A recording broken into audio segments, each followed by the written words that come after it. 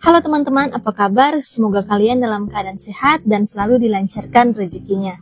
Usaha sembako merupakan jenis usaha yang tidak pernah sepi, karena permintaan sembako cenderung stabil meskipun di masa-masa sulit, sehingga usaha sembako memberikan peluang bisnis yang menjanjikan dalam jangka panjang.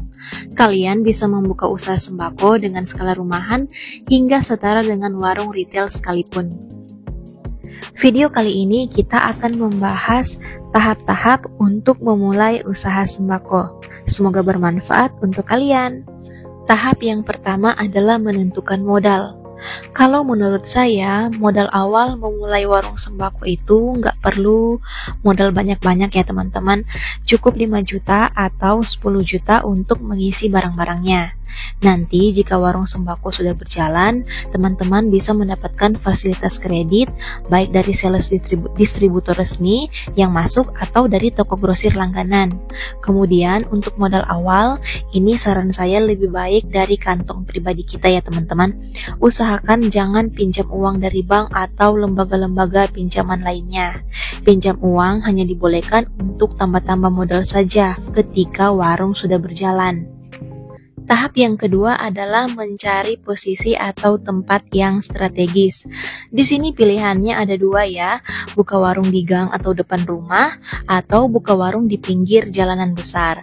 Masing-masing ada kelebihan dan kekurangannya, tapi saran saya sebaiknya teman-teman buka warung di pinggir jalan besar. Jika teman-teman buka warung di gang atau depan rumah, mungkin tidak ada biaya sewa, atau biaya sewanya kecil, tapi pembelinya juga sedikit. Hanya warga yang ada di sekitar gang tersebut.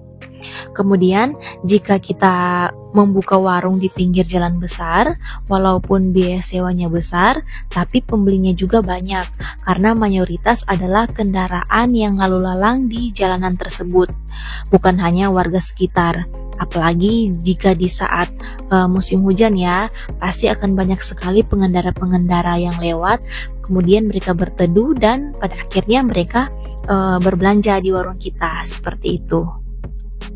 Tahap yang ketiga adalah menentukan nama warung sembako kita atau toko sembako kita. Jadi setelah mendapatkan tempat usaha atau lokasi, kita harus menentukan nama warung sembako kita. Ini hal wajib, bukan hanya opsional saja. Karena dengan memberi nama di warung kita, membuat orang-orang lebih mudah mengenal warung kita, teman-teman. Saran saya, tandai juga warung teman-teman di Google Maps, biar lebih mudah ditemukan oleh banyak orang. Biasanya juga jika sales rokok sudah masuk ke warung kita, nantinya akan diberikan baliho yang ada tulisan nama toko sembako kita, teman-teman. Atau bahkan dalam kasus seperti ini di warung saya, depan warung saya disewa dengan bayaran 2 juta per tahun oleh salah satu produsen rokok untuk ditaruh baliho besar plus dengan nama warung sembako saya.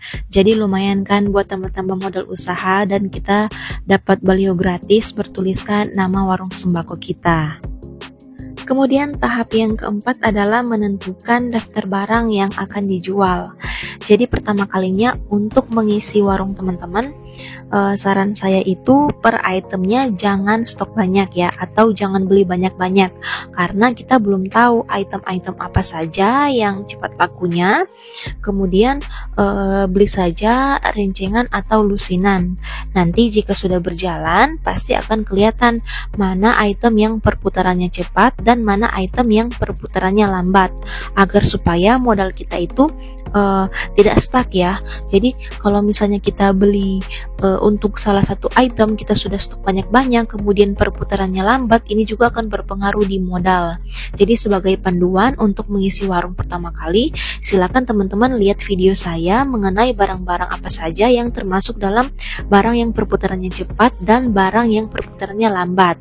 Jadi semoga bisa menjadi sedikit gambaran buat teman-teman. Kemudian untuk tahap yang keenam ada menentukan supplier utama. Supplier utama di sini adalah toko grosir yang menjadi tujuan utama kita membelanjakan sebagian besar modal hasil penjualan kita. Memang nantinya akan ada sales-sales distributor yang masuk ke warung kita, tapi mereka hanya sebatas menjual barang-barang buatan mereka saja. Dan juga waktu pemesanannya sudah terjadwal, biasanya seminggu sekali. Jadi kalau kita tiba-tiba butuh sesuatu, kita tidak bisa memesan barang secara dadakan kepada mereka. Oleh karena itu, teman-teman butuh satu supplier atau toko grosir yang ketersediaan barangnya itu cukup lengkap. Contohnya ya, ada salah satu barang yang kebetulan habis di warung kita, teman-teman. Terus kita pesan ke distributornya langsung, tapi di mereka itu stoknya juga lagi kosong. Nah, jadi toko grosir di sini berperan penting ya. Jadi ketika satu barang itu kosong di distributor, kita bisa belanja ke toko grosir yang saya sebutkan tadi, toko grosir yang kita akan jadikan sebagai supplier utama. Jadi seperti itu.